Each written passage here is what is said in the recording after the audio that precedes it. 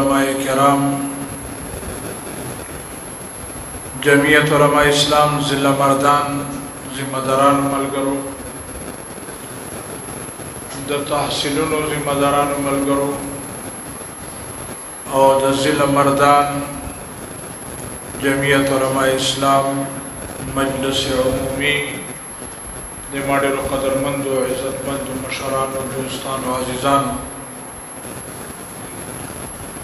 زه د ضلع جماعت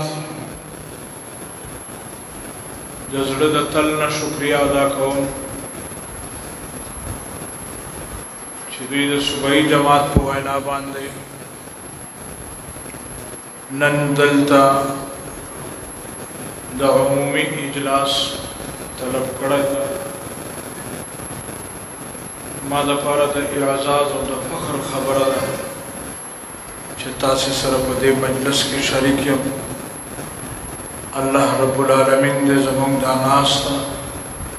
په خپل دربار کې قبول او منظور وګرځوي. حدیث کې راځي جناب رسول الله صلی الله علیه وسلم فرمایي چې په ځمکې باندې چېرته څه خلک د الله د دین او د الله د فکر دپاره یوځای شي،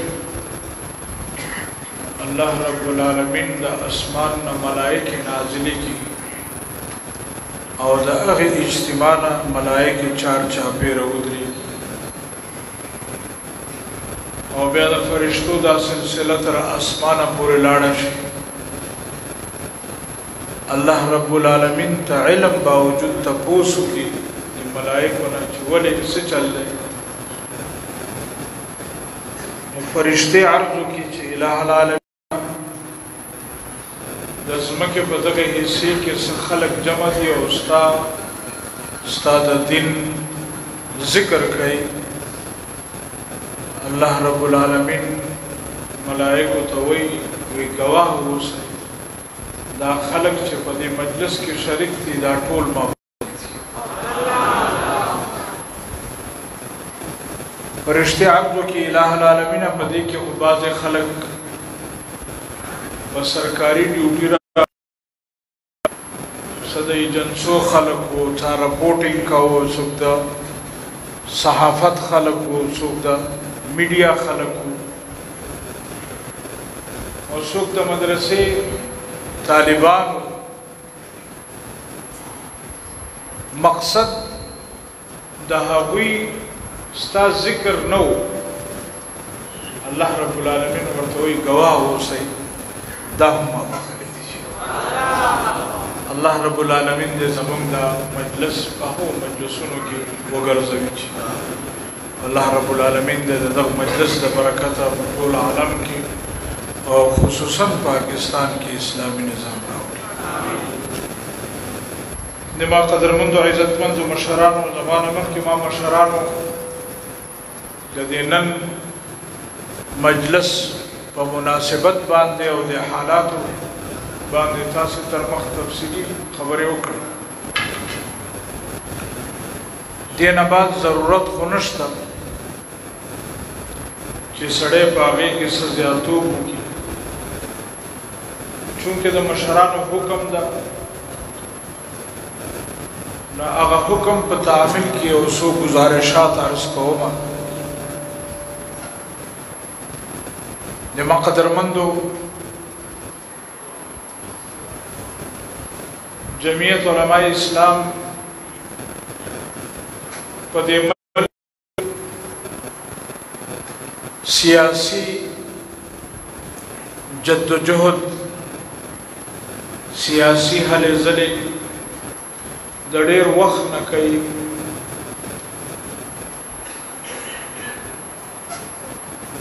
خو د ما قدرمندو په نن حالاتو کې د جمعیت علماء اسلام کردار، د جمعیت علماء اسلام موقف، د جمعیت علماء اسلام د هلې ځلې د دغه اهمیت د نن د دور تقاضا د هغې مطابق انتهایی اهم ده.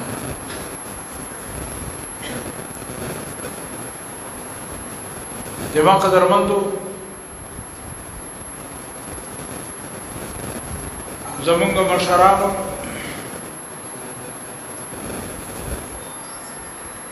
که په دې ملک کې او په دې خاوره کې سیاست نه کولی،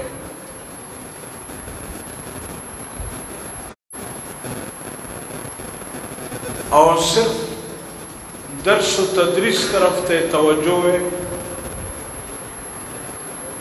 تبلیغ طرف ته متوجه وي، خانقاه طرف ته متوجه وي،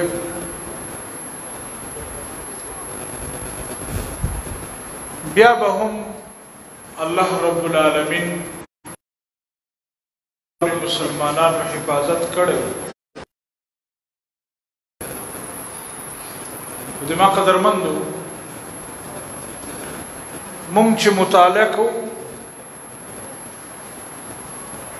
په دنیا کې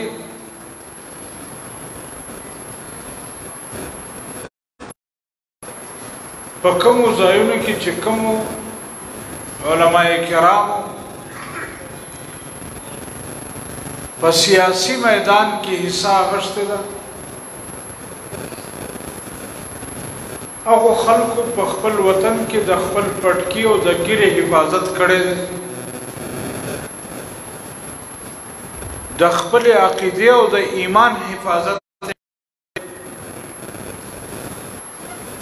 د خپل عمل حفاظت کړی دی. او چې په کومې خاورې په کوم ملک کې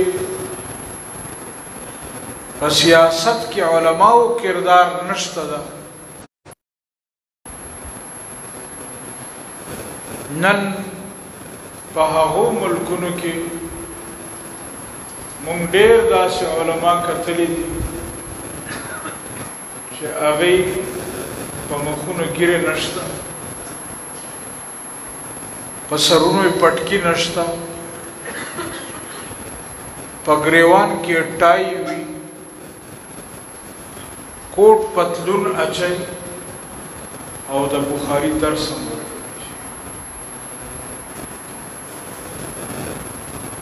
زما قدرمندو، جمعیت علماء اسلام د دې ملک جوړېدو هغه اساس، جمعیت علماء اسلام د دې ملک بنیاد چې کوم د لا اله الا الله په بنیاد په کلمې سره ایښودلی شوی، د هغه اساس او د هغه بنیاد تحفظ په دې خاوره کې کړی دی، هغه جمعیت علماء اسلام کړی.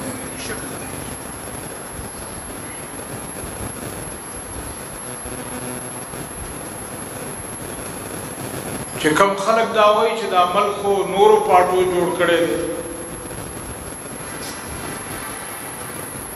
نن هغه پارټۍ هم د جمعیت علماء اسلام په دې ملک کې سیاسي کردار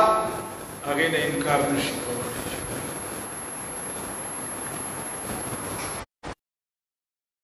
او زما قدرمندو، حضرت مفتی صاحب رحمه ویزه د درس و تدریس د مدرسې او د طالب په منځ کې تېرونکی ملا وم.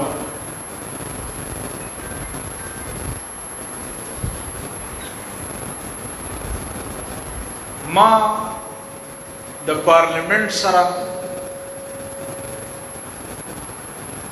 څه تجربه څه تعلق نه و.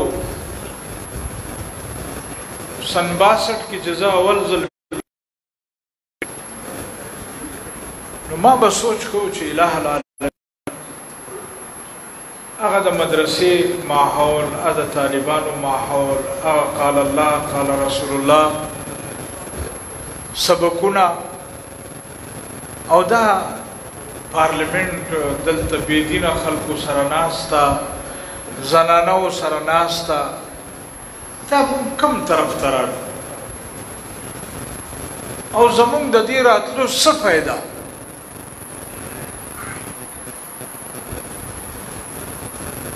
حضرت مفتی صاحب رحمه الله نو په دې کوهاټ کې یو ملګری طالب سره ولا ورکړو مالش ته ولا کول نو تاسو ته کړي چې مفتی صاحب داخله کوي چې ډېر لوی مولا دی ته ماته دا وایي چې تاسو رسول علم دی مفتی صاحب وته وخندل ته ډېر بیوقوف نه دا سوال دی ستا اوس ته ته ویل شم چې ما سره یو سیر دی یا یو من دی یا دوه من علم دی علم څه پته لګي خو بیا ورته وی دومره درته وایم چې دا هدایه نه تاسو به پیژنئ څلور جلد ده هدایه وی دا هدایه کتاب که د دنیا نه ختم شي او ورک شي نو په ځان مې دا یقین شته چې حرف به حرف بیا درته ولیکم داسې یو علمي انسان د کراچۍ نه یو فتوا راغلی او مفتي انور شاه صاحب د والد صاحب شاګرد دی د لکي مروت دی اوس هم لا ژوندی دی هغه وایي زه مفتي صاحب سره په دارالافتا کې نایب وم نو یو فتوا راغلی وه کراچۍ نه پخوا زمانې کې خو دا واټسپ او دا فیسبوکونه او دا موبایلونه او دا څیزونه نه وو نو په ډاک باندې یو لفافې کې فتوا راغلی وه او صرف دې دپاره یې رالېږلې وه چې د دې تصدیق وشي نو یو هفته لس ورځې تېرې شوې مفتي صاحب ته موږ وایي چې د دې تصدیق کول دي فتوا خو هغې ورکړې ده نو هغه چې وکتله نو کېږه وایي ډېر ټایم چې پکې ووته نو هغې بیا خط راولېږي چې تصدیق دپاره یو فتوا در لېږلې وه هغې څه جواب تاسو نو بیا ما مفتي صاحب ته ذکر وکړو چې حضرت دا یو فتوا راغلې ده هغه ماته وایي چې ته په درېیم ځل مې بیا ورته وویې او هفته لس ورځې چې پکې تېرې شوې چې حضرت هغه فتوا هغې متعلق مفتي صاحب ماته وایي چې هلکه دا کم جواب چې دوی لیکلی دی د دې نه زما هغه طبیعت او زړه مې مطمئن نه دی او زما په ذهن کې یا په طبیعت کې چې کم جواب دی هغې باندې ډېر سوچ کوم خو لا هغه شی ماته مواد دلیل راته نه میلاویږي نو تاسې خو هم په دې دارالافتا کې ناستې کتابونه ګورئ نو معلومات وکړئ یو کتاب کې ما یو مسله چېرته کتلې وه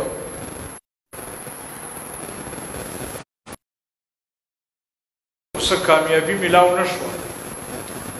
نو چې هغې اصرار زیات شو دوه درې خطونه رالل نو بیا مونږ ورته مفتي صاحب ته وایي چې هغه جواب غواړي اوس لګیا دي بار بار خطونه راځي نو یو ورځ مفتي صاحب په خپله راغی دارالافتا کې کېناست نو ما ته وایي چې تاسو هسې لګیا یې سبق نه وایئ کتابونه نه ګورئ نو پلانکې کتاب راواخله نو ما راواخیسته نو وایي چې دا پلانکې باب کولاو که هغه مې کولاو کو بیا پلانکې صفحه کولاو که هغه مې کتاب زما په لاس کې دی بیا یې راته وایي چې دلته دا عبارت ووایه عبارت مې ووایي بیا یې دا حاشیه ووایه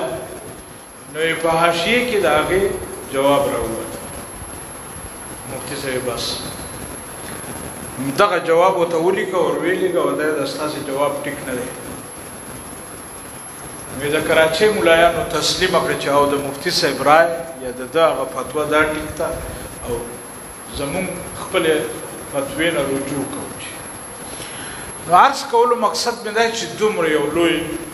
مفتی یا عالم چې د مدرسې کتاب طالب سره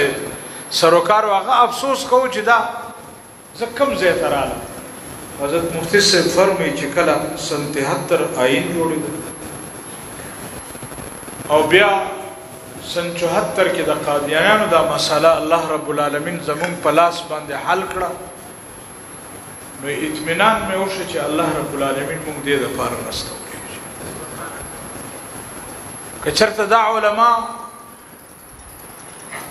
دا په اسمبلی کې نه وی او د ختم نبوت د عقیدې دا تحفظ هغې نه وی کړی او د قادیانیانو په پوش باندې يهوديان دقه رنګ ولاړ وي ستاسو څه خیال دی چې په مونږ کې بنن په خپل ډیر قادیانیان موجود په دې با قدرمند او عزتمند دا د علماو هغه کردار دی چې په پارلیمنت کې دی خلکو هغه کردار ادا کړ د ما عزتمندو نن عالمی کفر دا د اسلام او د مسلمان خلاف یک مشوه دی په دنیا کې 150 ارب مسلمانان دي او د يهوديانو تعداد صرف 4 کروڑ ونن د دنیا په معیشت باندې د دنیا په میډیا باندې د دنیا په حکومتونو باندې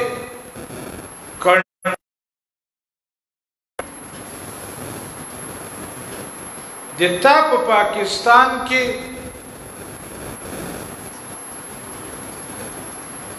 د مسلمانانو ملک او د اسلام او د کلمې جوړ شوی ملک او په دې کې بلونه په اسمبلو کې د FATF پاس یانو په وینا باندې پاس کیږي د عالمي قوتونو هغه باندې پاس کیږي او موږ سره شو کولای ولی په قومي اسمبلی کې 342 ارکان ناست په 342 اراکینو کې د جمعیت علما تعداد هغه 15 است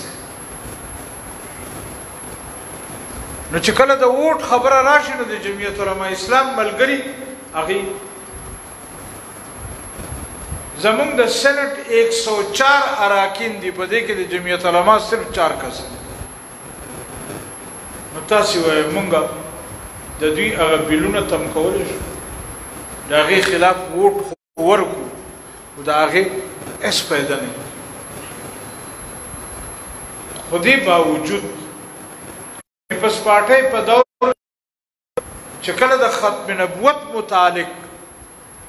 دی یو قرارداد راوړل د جمعیت علما اسلام په کراچۍ کې د عوامي په سطح باندې یو مظاهره وکړه او حضرت مولانا قائد جمعیت هغه په دغه ورځ د عمرې نه واپس راغی په سباله په کراچۍ کې مظاهره وه او دې کراچۍ کې تقریر کوو نو هغې کې دا خبره وکړه چې زمونږ حکمرانانو دا قصد کړی دی چې مونږ به د ختم نبوت دا قانون دا به د آئین نه ختمو خو ما هم د جناب نبی کریم علیه الصلاة والسلام پر روضې باندې پیغمبر علیه الصلاة والسلام سره قصد کړی دی چې ځان به ورکم خو دا قانون به نه بدلي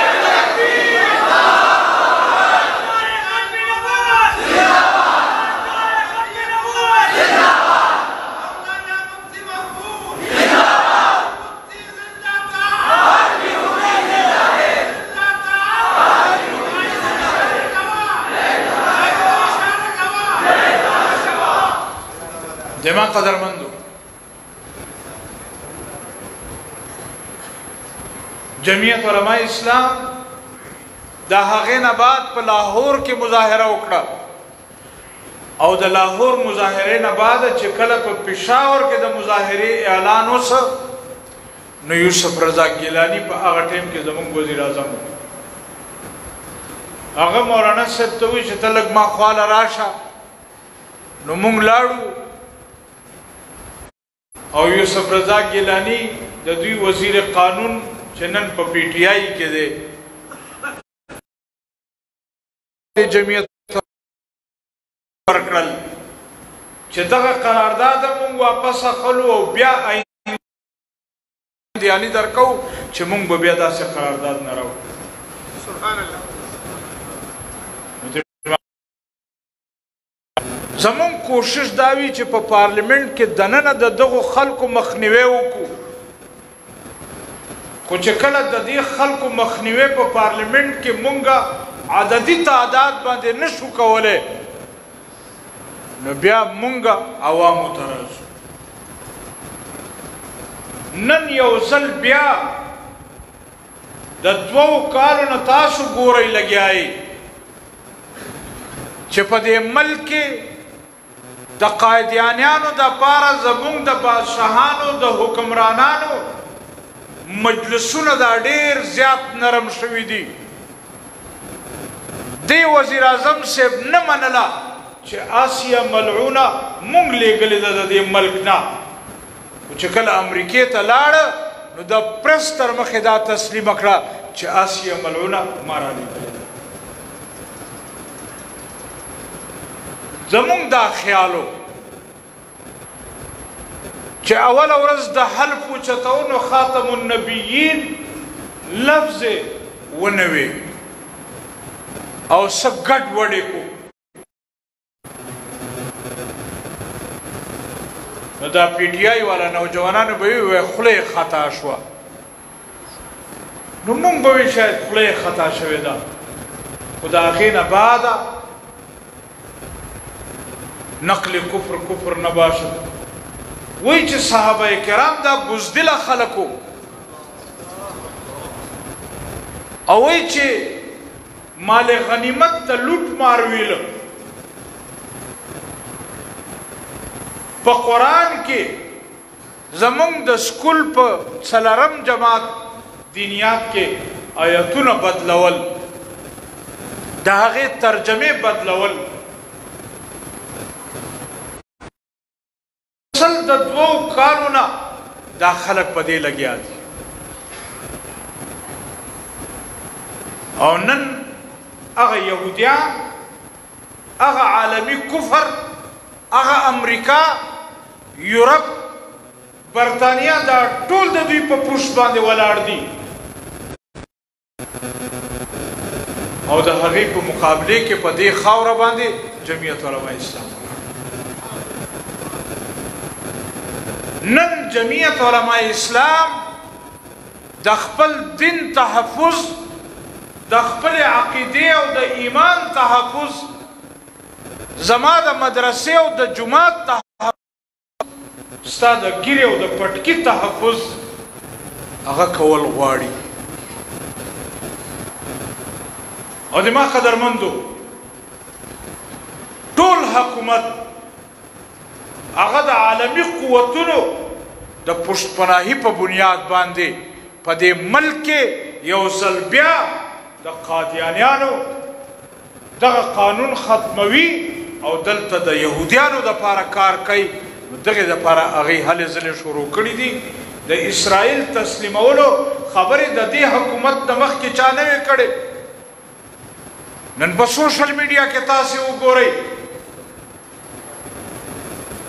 نن د اسرائیل د تسلیمولو خبرې کیږي بین الاقوامي سطح باندې امریکې او عالم کفر زمونږ د اسلامي ملکونو سربراهان دې ته مجبوره کړل چې هغې اسرائیل تسلیم کړي خو د ما قدرمندو عزتمندو زمونږ دعوه دا ده چې دا حکمرانان خو به ستا په وینا باندې د امریکې د یرې نه او د یهودو د یرې نه هغه به د عالمي قوتونو تر مخ سملي خو د جمعیت علماء اسلام ورکر او د جمعیت علماء اسلام سوچ او فکر په دې خاوره باندې څوک نشي بدلولی تر څو چې په دې ملک کې د جمعیت علماء اسلام یو ورکر هم ژوندی ده د چا پلار په پاکستان کې بیا قائدیانانو ته مسلمان وای دا ممکنه نه ده انشاءالله د ما قدرمندو عزتمند هغې وجه دا ده چې زما په خاوره باندې کوم مسلمان آباد دی د ده په نور عمل کې به کمزوری وي مونځ به نه کوي روژه به نه نیسي دروغ به وایي دوکه به کوي په امانت کې به خیانت کوي خو چې کله د جناب محمد رسول الله صلی الله علیه وسلم د عزت او د ناموس مجلس راشي نو بیا د دې خاورې مسلمان د ما قدرمن د دې افغانستان کې یو ځل وایي یو عیسائی راغلی و د یو چینل نماینده و چې افغانستان نه واپس راغی نو مسلمان شو نو هغه یو رساله ولیکله ورکوټې غوندې رساله ده چې زه ولې مسلمان شوم واقعه خو اوږده ده خو هغوی وایي چې زه په قندهار کې ومه د یو ورځ په قندهار بازار کې یو بم وچاو نو ډېرو خلکو ورمنډه کړه بازار کې مونږ هم ورمنډه کړه نو داسې یو سایډ ته یو زنانه ناسته ده کې یو ماشوم بچی ده یو کال یو نیم کال عمر او دغه ماشوم بچی په دې مرۍ کې د بم یوه ټوکړه چې وینو دارې وځي له دې او دا ماشوم بچی خوله وړه غوندې خوله دا کله بندېږي او کولاویږي او دا مورې لګیا ده په پښتو کې دې ماشوم ته څه وایي هغه وایي ما د دې خپل ترجمان نه تپوس وکړو چې دا ښځه دې بچي ته څه وایي بیا هغه وایي چې وروسته به بیا درته ووایم نو چې کله واپس رالو نو ما هغه کس نه بیا تپوس وکړو چې هلکه هغه ښځې دې ماشوم ته څه وایي نو هغه کس په ژړا شو او ما ته وایي چې د دې ماشوم مور وده او دې خپل بچي ته وایي چې بچیه ته خو روانې بلې دنیا ته او زما دا یقین دی چې جناب محمد رسول الله صلی الله علیه وسلم سره به ستا ملاقات کیږي نو زما د ګناهګار سلام په خپل پیغمبر باندې الله هغه وی ما سوچ وکړو چې نن 1400 کاله مخکې یو پیغمبر تیر شوی دی او د ده امت یو زنانه هم له ده سره دومره مینه محبت لري چې د مرګ په وخت باندې هغه ماشوم بچي د مرګ فکر ورسره نشته په دغه وخت باندې هم د دې سره د خپل پیغمبر علیه الصلاة والسلام فکر دی چې زما سلام هغه ته ورسېږي نو دا د دغه وخت مسلمان نن هم داسې مسلمانان شته چې هغه د پیغمبر علیه الصلاة والسلام توهین نه برداشت کوي خالد هم ولیده نو فیصل خالد دی خو شاه خالد ورته ویل پکار دی خو بادشاه دی اوس زمونږه د ما قدر دا واقعیت ولې کېږي بیا دوی وایي دا خو قتل نه وکړه قانون یې په لاس کې واغېسته نو ما اوس هم دې ثوابۍ کې هم دا ملګرو ته مجلس وکړو چې یاره قانون په لاس کې نه دی اغېستل پکار په آئین باندې عمل درآمد پکار دی د قانون لحاظ پکار ده خو زما بعضې ملګرو ټوپک په اوږې که او غره ته وختل نو تا ورته دهشتګرد وویل چې دا دهشتګرد دي ما هم له دوی سره ملګرتیا نه کوله پارلیمنټ له آئین له قانون سره مې ملګرتیا کوله او دا مې وی چې دا خلک چې کوم غره ته ختلی دی او ټوپک یې په اوږه کړی دی د دوی دا عمل غلط دی و زه تپوس کومه چې په دې تحت آئین پاس شوی دی په 74 کې دا قانون پاس شوی دی نو په دې 40 یا 50 کالو کې که د پارلیمنټ په لاره د حکومت په لاره د قانون په لاره مونږ په دې ملک کې اسلامي نظام نه راوسته آیا دا خلک چې دا پارلیمنټ کې ناست دي دا نه دي مجرمان چې دا حکومت کې ناست دي مجرمان چې څنګه هغه ته مجرم وایي د هغې نه غټ مجرم ته چې په دې پارلیمنټ کې د آئین او د قانون تقاضا ته نه پوره کې نو ته هم مجرم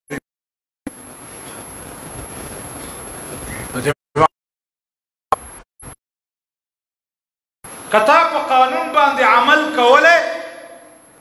او تا د آسیا ملعونه غوندې ښځه ابار ملک ته بیا به دا فیصل خالد غوندې واقعات نه کېدل.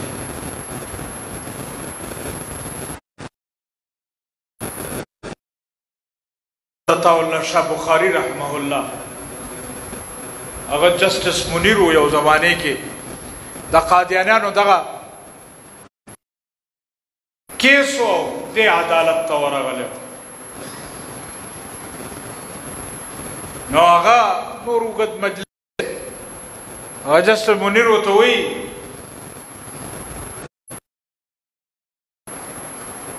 چې قادیانه سو قتل کی او د قانون او د آئین نه ماورا قتل کی اما بیا تاسو قتلوي عطاءالله شاه بخاري ورته وایي وی ما په مخ کې د اوس څوک ده نبوت دعوه وکړي ته یې ګوره چې زه ورسره څه حشر کوم. سبحان الله. نو په دې باندې هغه عدالت کې مسلمانانو نعره تکبیر اواز پورته کړ. نو هغه جسټس ورته وایي توهین عدالت، شاه صاحب ډېر په روب سره ورته وایي توهین رسالت. نو هغه عدالت برخاست کړه ولاړه پاڅېده. نو دی با قدرمندو عزتمندو که چېرته تاسې په خپله د عدالتونو توهین نه کولی په دې خاوره باندې به د رسالت توهین نه کېدی. که چېرې تاسې دې قوم ته انصاف ورکړی وی نو نن به دغسې واقعات نه کېدل. زما قدرمندو عزتمندو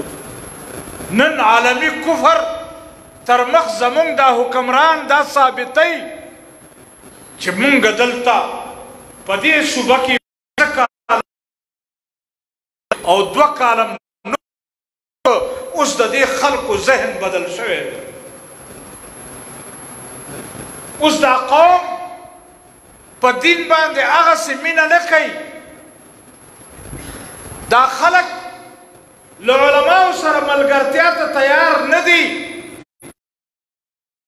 مخکې به دلته علماو سیټونه ګټل اوس یې پی ټي آی ګټي. زما قدرمندو عزتمندو هغه عالمي قوتونه هم وایي کیدای شي دا دغسې وي حالانکې مونږ دعوه دا ده چې دا اسټیبلشمنټ دی دا د مخې نه لرې شي بیا به مونږ ګورو چې دلته یهودیانو سرکټیان دا څنګه سیټونه ګټي. زما قدرمندو عزتمندو حضرت شیخ الهند رحمت الله علیه فرمایي وی په نن زمانې کې چې کوم خلک دا د الله د دین دپاره د علماو ملګرتیا کوي د هغوی سره په جلوس او په جلسې کې شرکت کوي دا به په ورځ د قیامت د بدر صحابو سره ولاړ. زما قدرمندو عزتمندو نن هغه د میدان د تورې او د ټوپک جنگ نشته. نن دغه د افرادي قوت جنگ دی. نن دغه د سیاسي جلسو او د جلوسونو وخت دی. ځکه جمعیت علماء اسلام په پارلیمنټ کې د دغو خلکو مقابله د خپل وسه پورې کوي او چې کله وس نه عوامي خلکو ته راځو او ورته وایو چې راشئ نن د علماو ملګرتیا وکئ. خیر دی ووټونه به تاسې چاله ورکوئ یا به یې نه ورکوئ هغه ځان له خبره ده خو نن د عزت محمد رسول الله د ناموس خبره ده. د هغه عزت مجلس دی او دا قوم که هر څومره په عمل کې کمزوره دی خو چې کله د پیغمبر علیه الصلاة والسلام د ناموس مجلس راشي بیا دا قوم خپل سرونه مشیندي.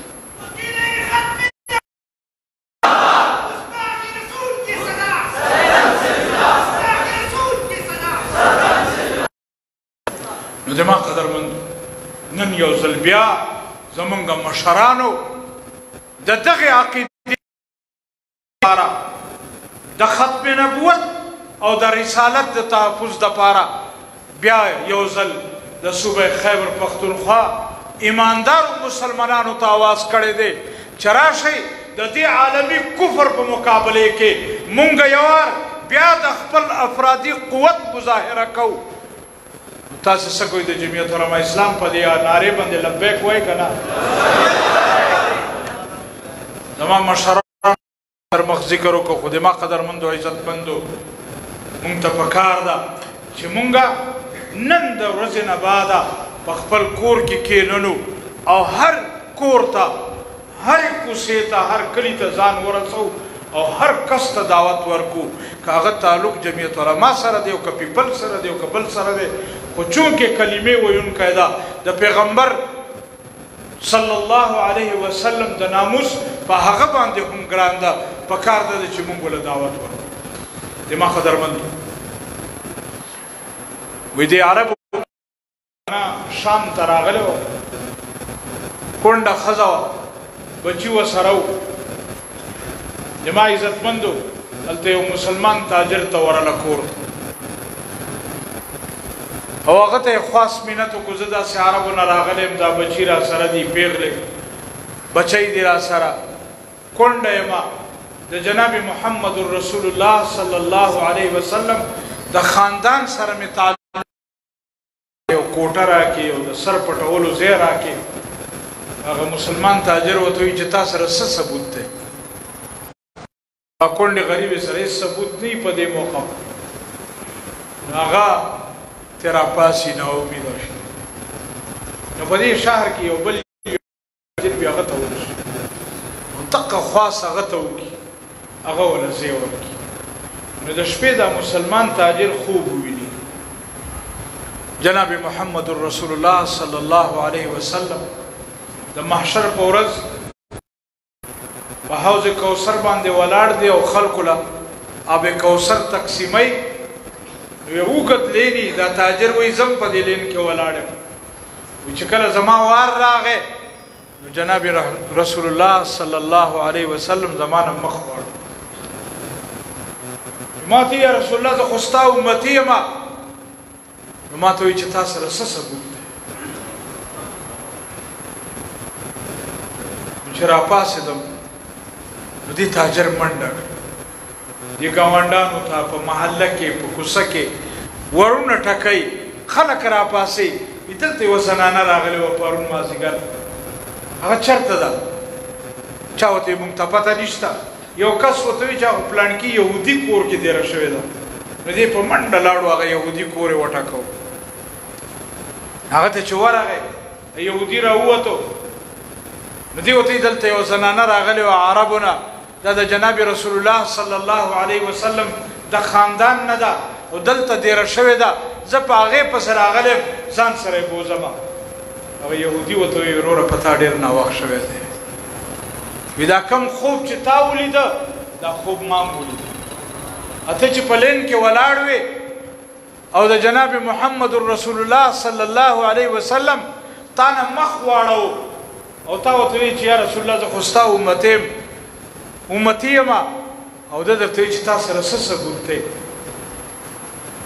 نو په دغه وخت باندې زم ولاړ وم اوس خو ما په خوب کې د پیغمبر علیه الصلاة والسلام په لاس باندې کلمه ویلې ده زه مسلمان شوی یم زه دا ښځه تا ته نشم درکولی.